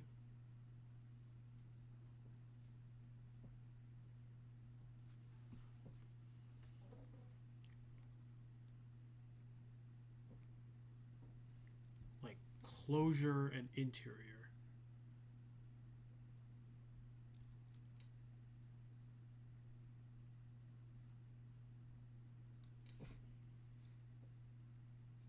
The closure, like the interior followed by the closure is not the original set.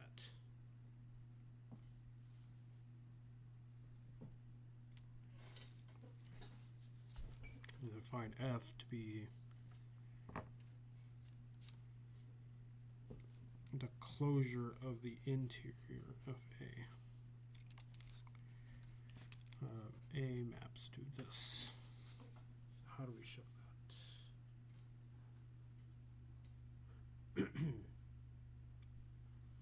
Time to go to Moncrief's and see what's up.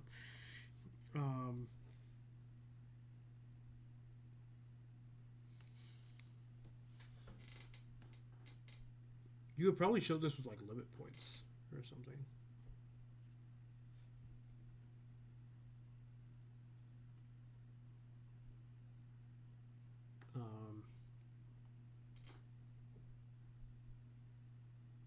Give me a second.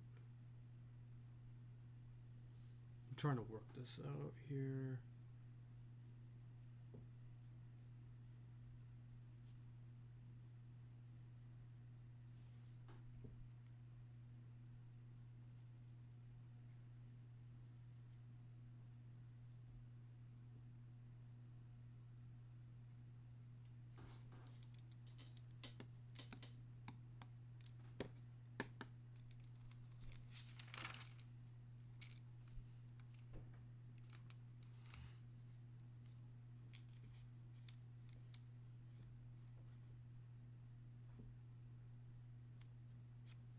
Oh, we do define the limit points. So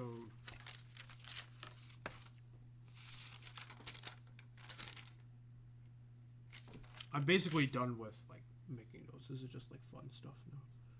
But let's go through the notes and see if we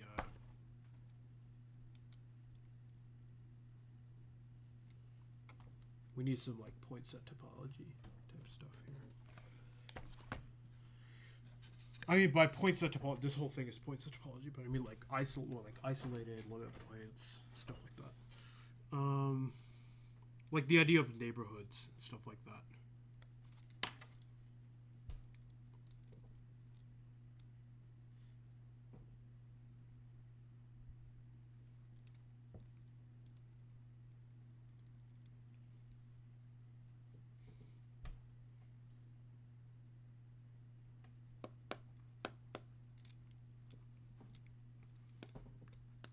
So I mean, we're gonna sketch a lot of this without proof. So here we have A prime is the set of limit points of A. So the closure is a set of limit points union the set of isolated points. Or the closure is just like, if we define the limit points as A prime, the closure is just the original set union the limit points. Which makes sense. How does the interior... Oh, this is getting into like T1 and T2 spaces. That's too far.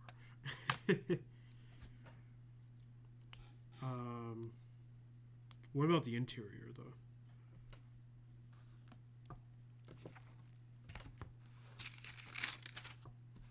So, like,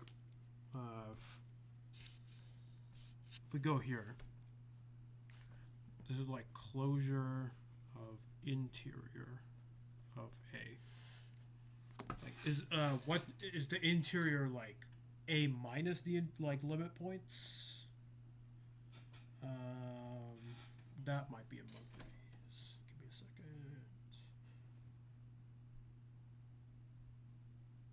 Let's work this through. Continuous functions. That is too far. The boundary is... Nope. Boundary is not needed here because we're only working with closures and interiors. It might be, honest. It might be, but let's try to do it without.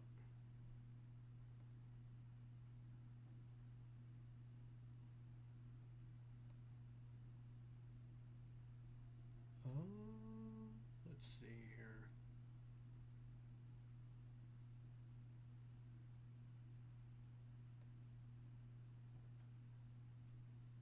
I'm going to try to show this. I might make like a little video explainer about this. It's kind of fun.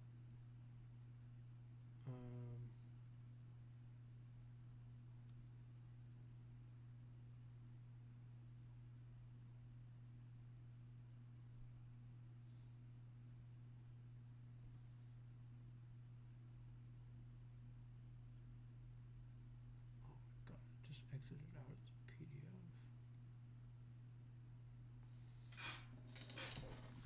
So right now I'm trying to figure out like what that guy means.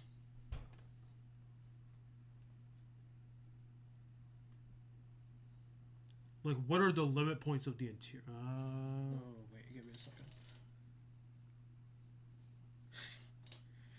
Wait, whoa.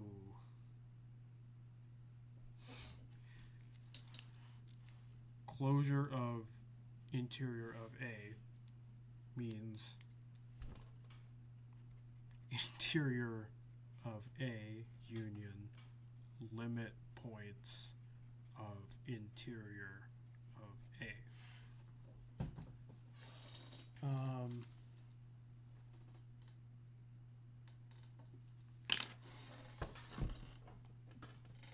Let's see.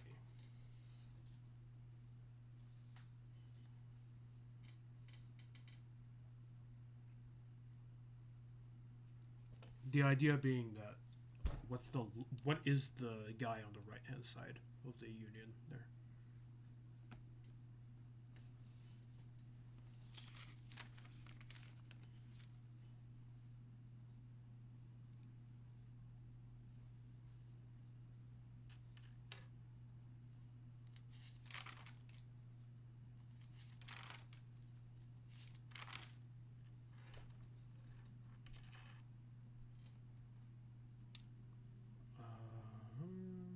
Don't want to ask anything, but let's see.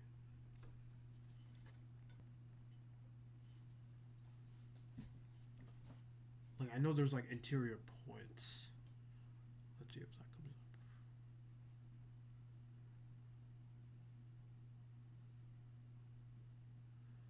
up. Page 95. Let's see.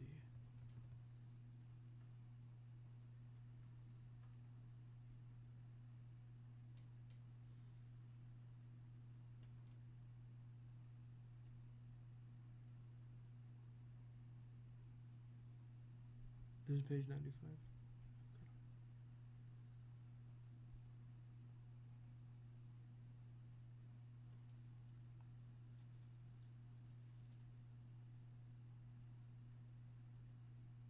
There's a lot of dead air. Apologies. Okay. Just going back to the definition of what an interior is.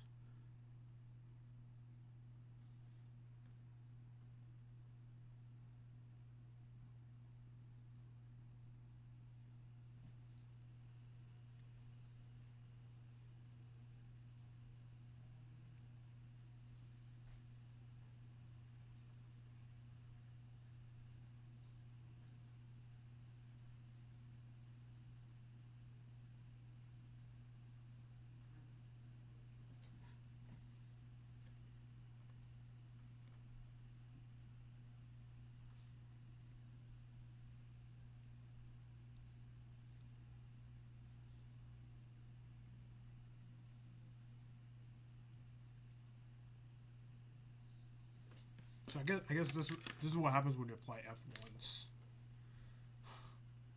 What happens when you apply F twice? This is the question.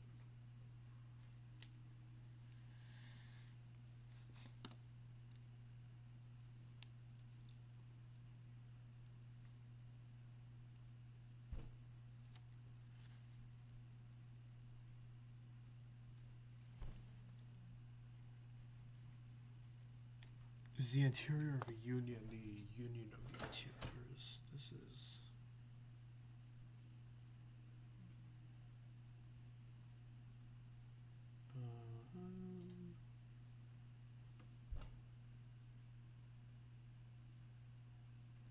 Some of the exercises will help.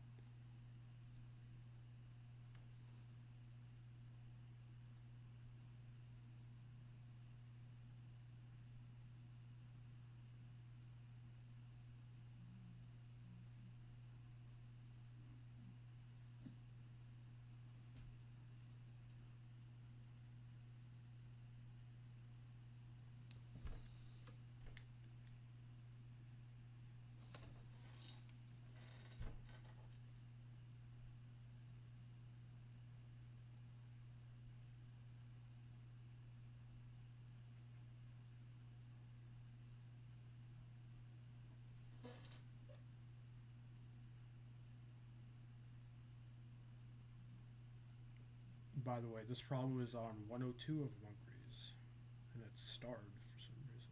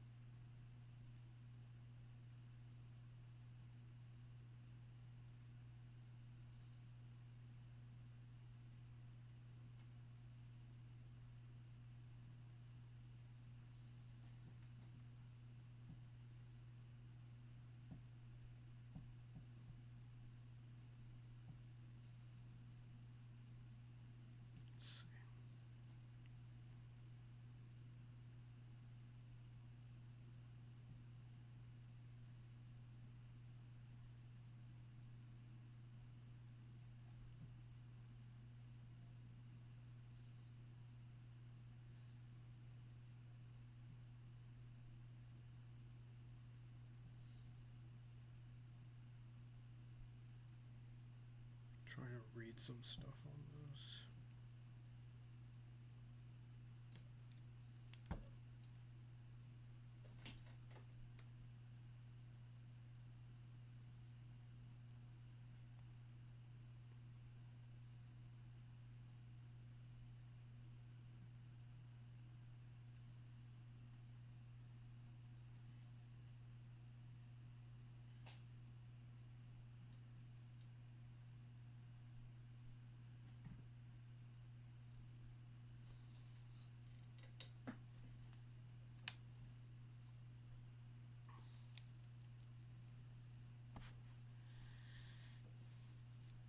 Maybe it's not as important to do like what is this guy compared to like what is. We need to show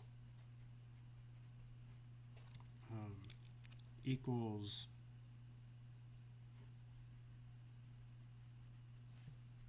let me see the video.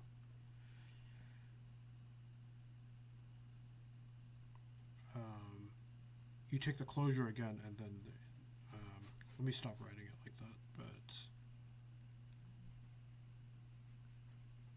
equals ki of a, which I don't really know how to describe.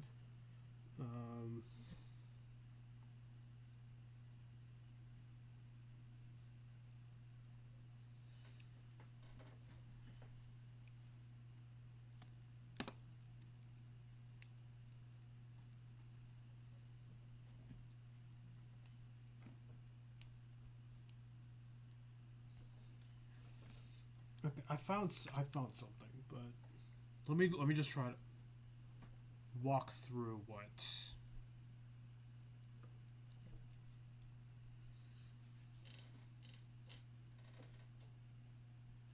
Let's try to walk through what this reference gives,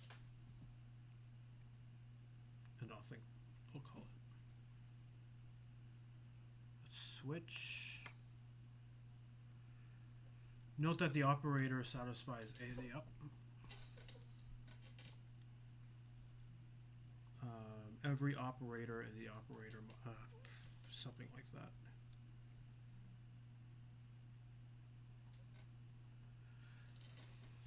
So here there.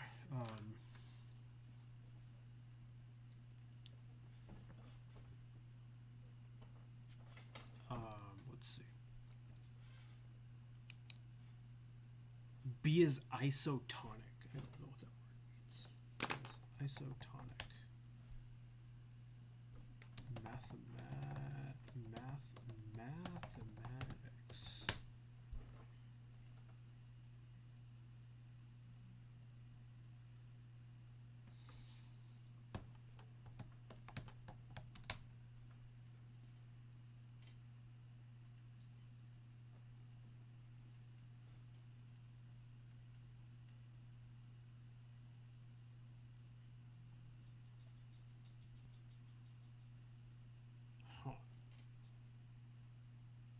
Okay, B here is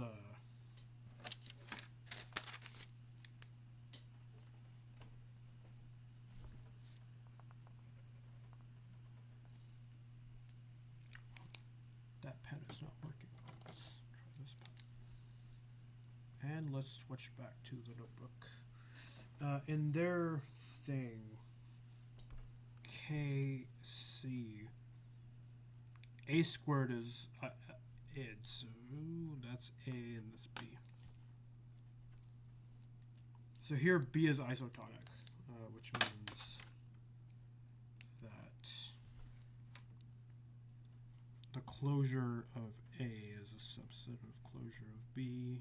If A is a subset of B, that implies that. Is that in Moncrief anywhere? Yeah, it is.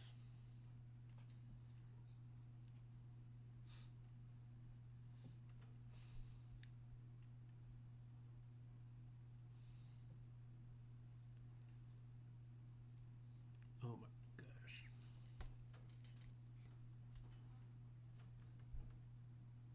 Ooh. This is a lot. I just wanted to study topology.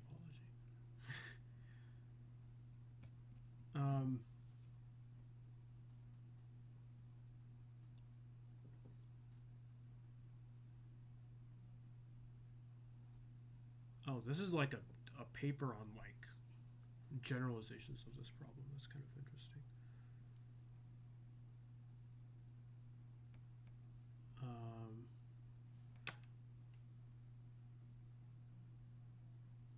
Let's see.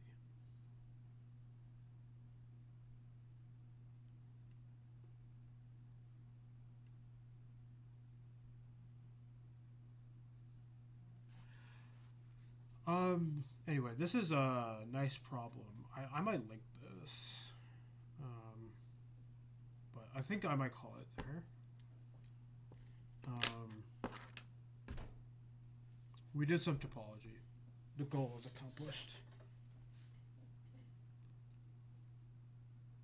I think there's one other person watching according to the statistics here. But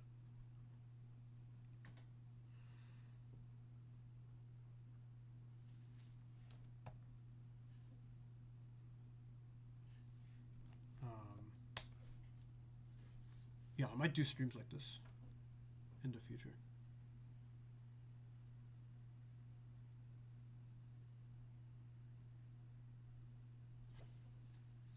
Anyway, I think I'm gonna call it here, and yeah, for those who come across this or are watching this right now, have a good one. Topology is fun.